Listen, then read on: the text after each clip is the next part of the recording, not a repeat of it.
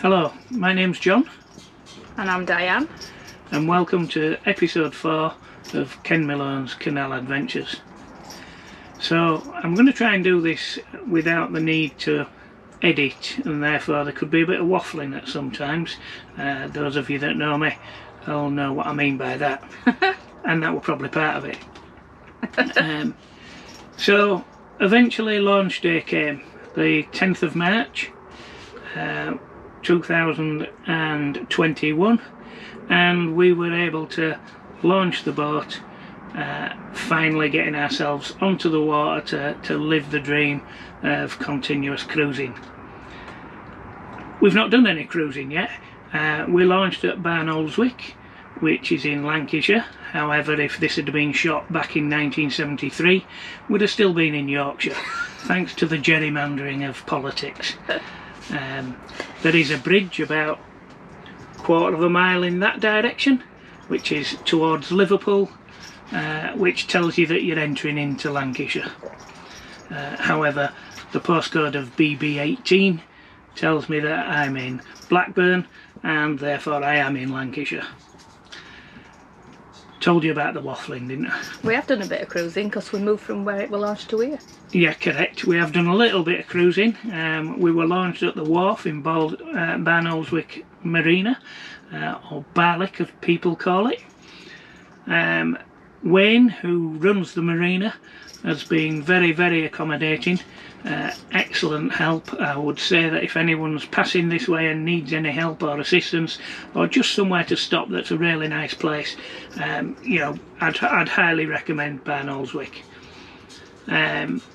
So we launched, which will be coming up shortly, and we also are going to give you a tour of the boat now that we've sort of got it in perspective of where we want it. It has taken a lot of hard work, mainly by Diane, in organising everything.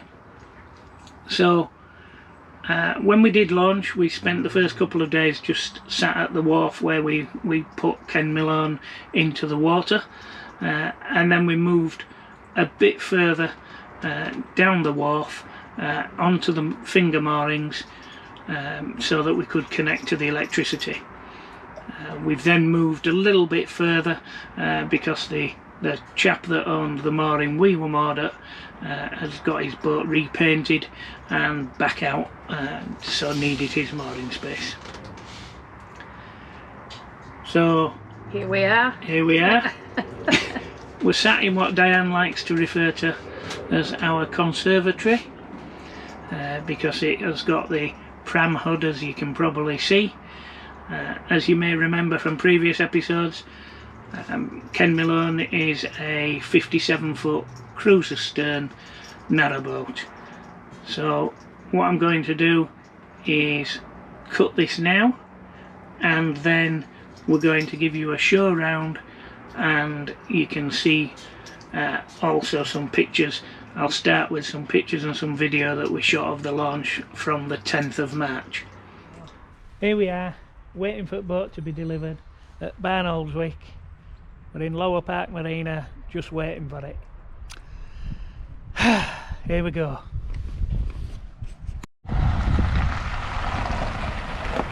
What is it in there? Yeah. Yeah, it's in there. To build it up. Yeah, it's a Lego. It's Lego. How's it going, guys? Is it a Lego? Is it in there? Yeah. Just gonna get it out now.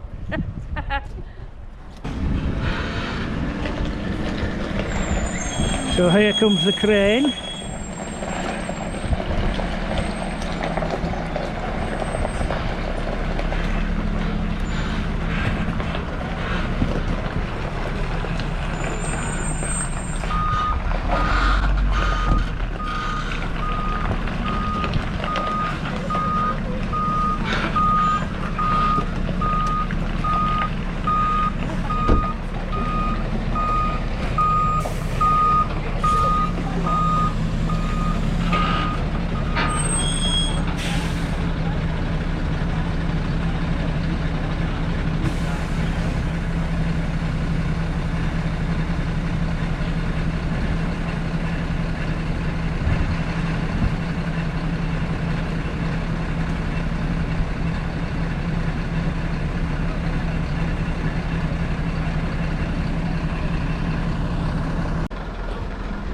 So here we are, the boat is now arriving.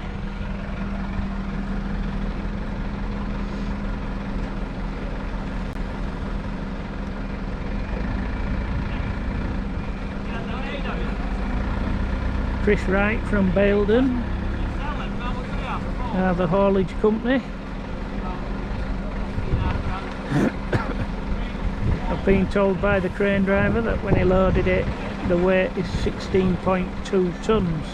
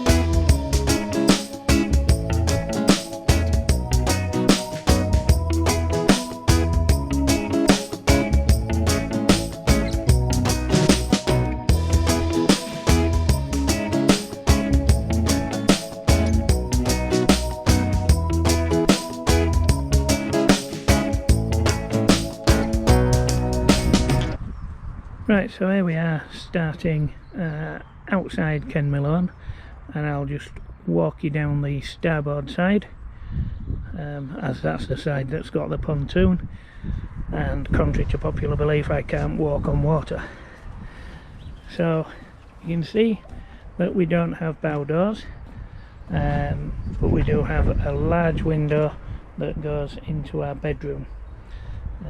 There's a small front well which houses the bow thruster access, and there's an extended and large bow locker which enables us to store things like coal, wood and things like that, so out of the way there.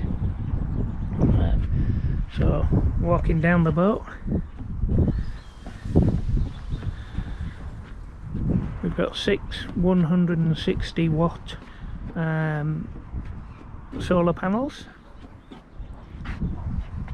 There's Kenmilon.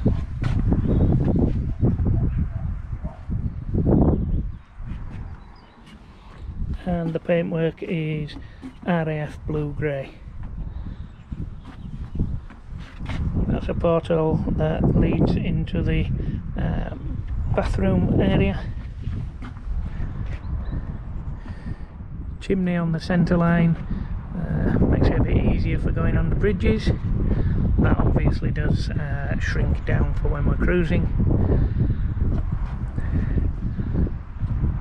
And the self-seeking satellite for the television. Important that I've got access to television, especially for the rugby, so that's well needed. And of course the omnidirectional aerial for the internet. Continuing down the side, here we have the side hatch, which I can give you a little look through, and you can see straight through the other side with the adjacent side hatch. The window in front of the sink,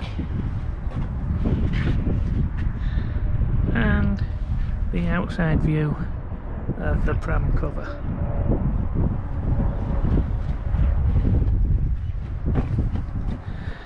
As you can see, I've taken the starboard side rear gate off at the moment, and that's because we're slightly lower than the pontoon, and therefore it makes it easier access. And there's the square stern. And as we move inside, here's Diane again. So as I said in the introduction, Diane's sat in what we like to call our conservatory.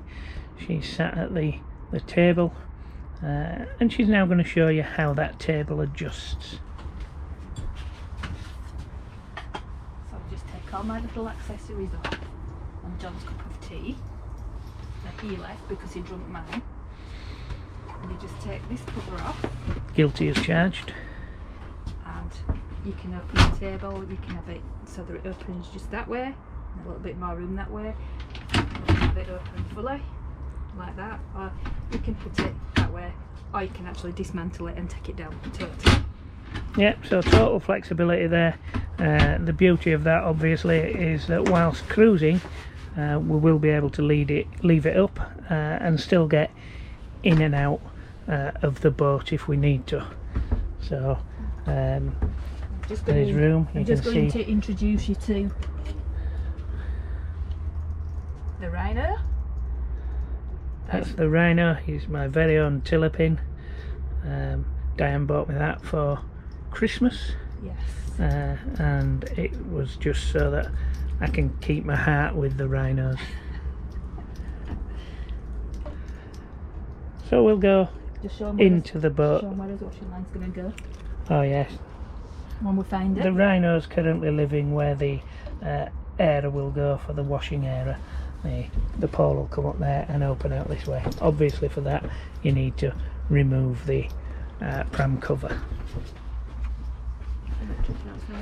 So this side, obviously the control dials and the ignition, and just down at the bottom there's a double switch socket, so that we can have power out here if we need to run anything. The controls, bow thruster, the accelerator I suppose, which helps you select reverse and forward gear, and the switches for the bilge pump, albeit it is automatic, but you can give it a hand if you need to, and the horn and the navigation lights, including the tunnel. And at this side, and on this side we have our, as one of the grandchildren likes to call it, the outside shower. Yes, there's the outside shower. Not sure that's what we thought it was for. No. To be honest, I think our thinking behind it was something to hose down the dog, because we are planning on getting a dog, as people know. So once the puppy comes, we'll teach it how to get a bath before it comes into the boat. So as Diane goes down, on the right hand side, which is obviously the starboard side, we have a utility cupboard, which when opened, as you can see at the moment, a bit of a junk cupboard. We're going to have a couple of shelves put in here, and then a rail for coats. It goes right down to the bottom, so no issues there. And on the port side is the electric cupboard, the router for the internet, various bits and bats, the inverter charger, and all the fuses as required.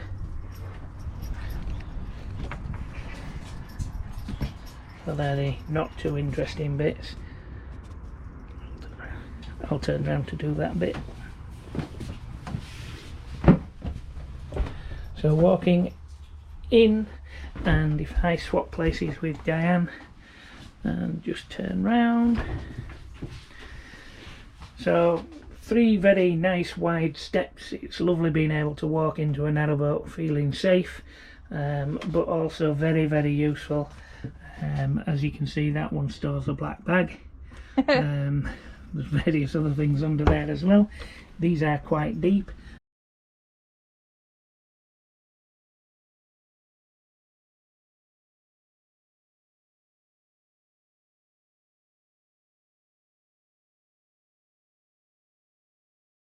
So we've now filled it with shoes, and another cupboard there, which is housing our fruit and veg. So we'll do the starboard side first, and there is a large pan cupboard, plenty of storage under there. You can see just under there as well, not from that angle though, probably from that angle you can see the water filter. But I'll have a look and see if you can. Might edit that bit out. We then have the freezer and 5 very useful drawers. Plenty of storage. Not going to show you what's in every drawer. No, as you can see, the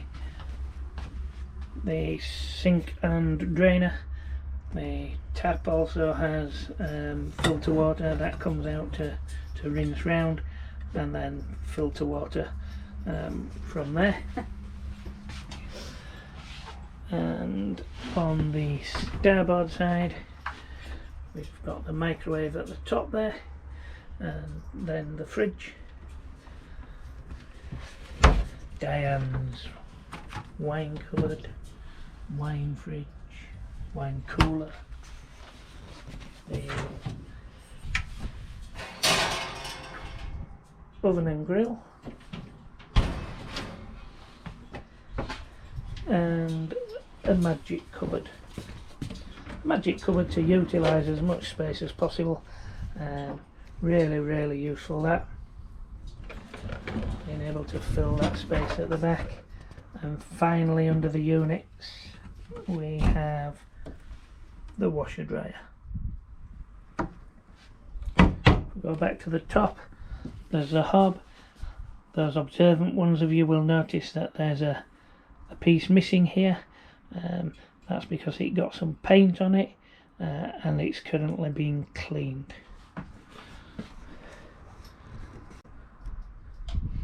Just moving round, more storage. 6 very useful storage cupboards. All the same. All the same, but filled with different things. And as I said earlier, the microwave, Diane's coffee machine, and the spice racks. So that's the kitchen area, or the galley as people would like to refer to it.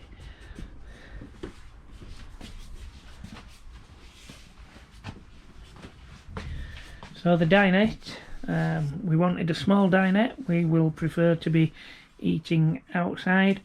The advantage of the pram cover is that we have eaten outside already, even though the weather's not brilliant. It does shelter you quite well, so excellent for eating outside. And on the dinette, this also converts into a double bed by the lowering of this contraption. I'll just keep hold of Diane's stored boxes, and as you can see, that won't fit quite because the cushions are in the way, but it does make into a 4-foot double bed.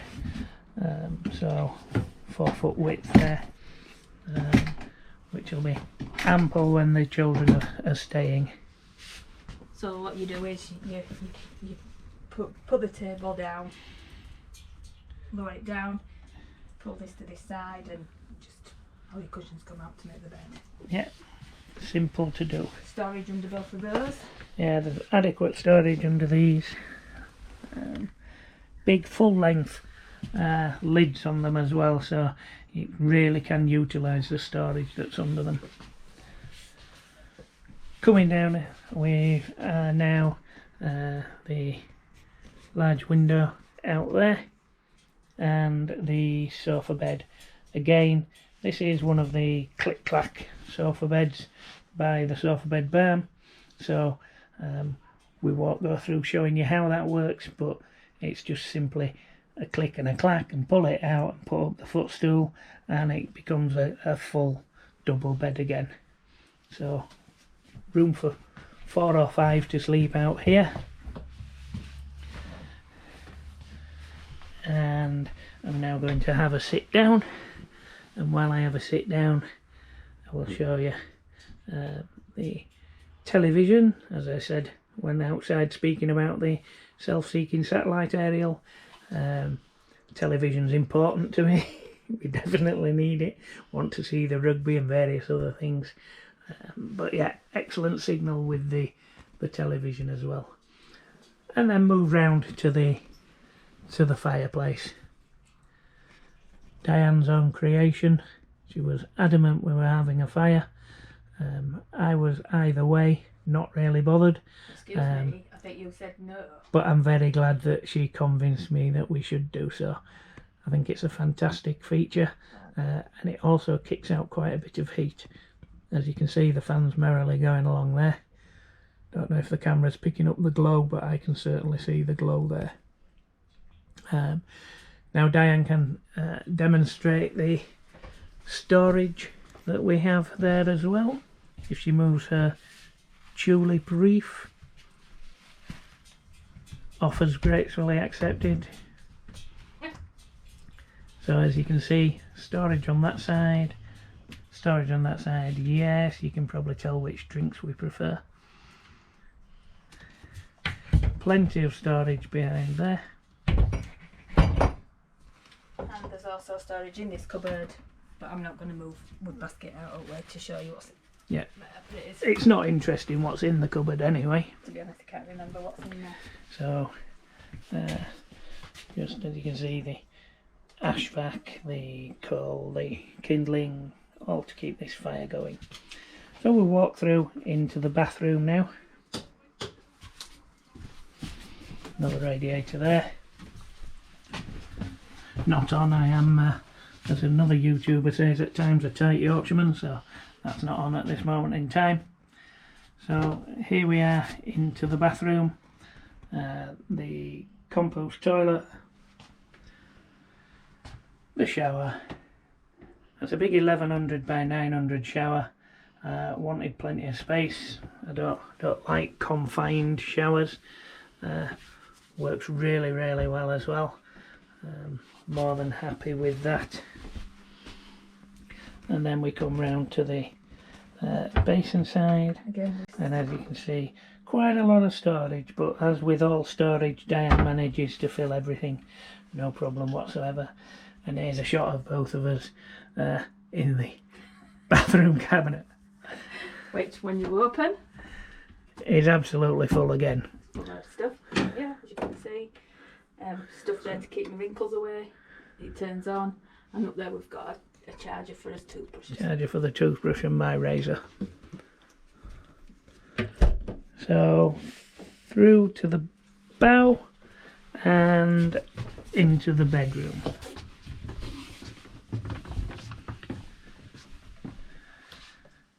So as you can see,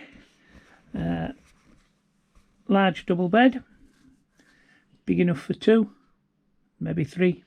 Don't know the third's going to be there. Why would you want 3 in a bed? So, and there we have lamps either side.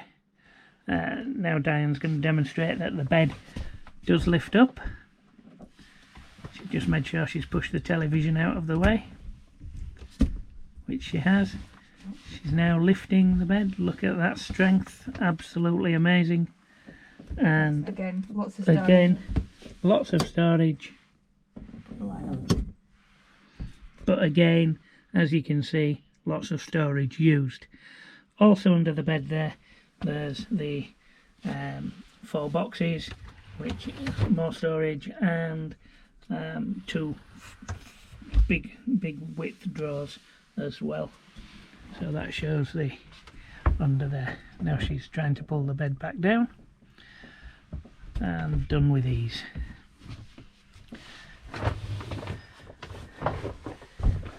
She's hiding the washing basket. You don't really want to see our dirty washing.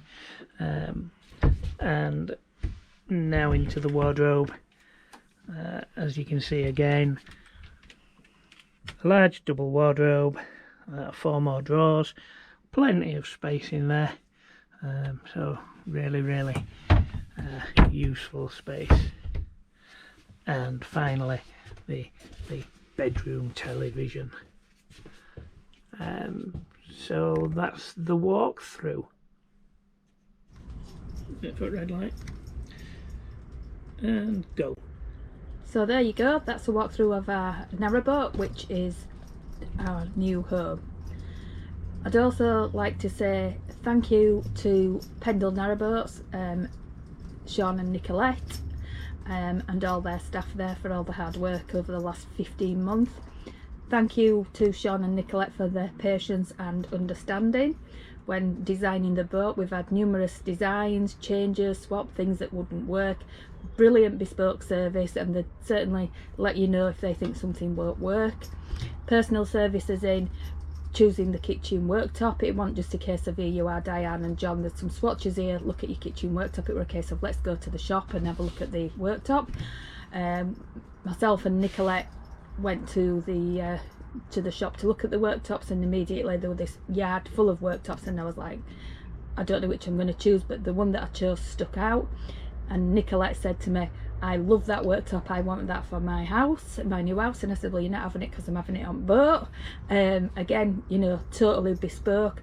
Again, the fireplace, we changed the design of the fireplace again, eventually coming to an agreement on what we thought would work together. Again, nothing too much trouble whatsoever.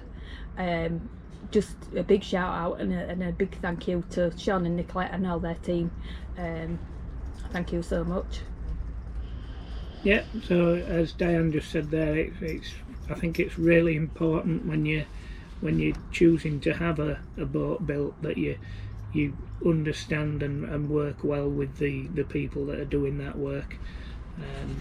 Can't recommend Nicolette and Sean highly enough, because anyone who can put up with Diane's constant changing of minds is well worth, and it shows their temperament's just right. So we are looking forward to the cruising that's ahead of us. As continuous cruisers, we're still grounded, as it were, by Bojo. So the 12th of April is the date that officially we can move. It's difficult to think of excuses to move when you're in a marina that's got everything you need. So it's unlikely there'll be any cruising videos prior to that. Hope you've enjoyed what you've seen. Please comment and, you know, like and share.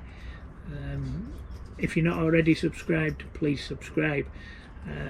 This channel really is dedicated to family and friends, but obviously the more the merrier, and you're welcome along our journey as we start to now cruise the waterways.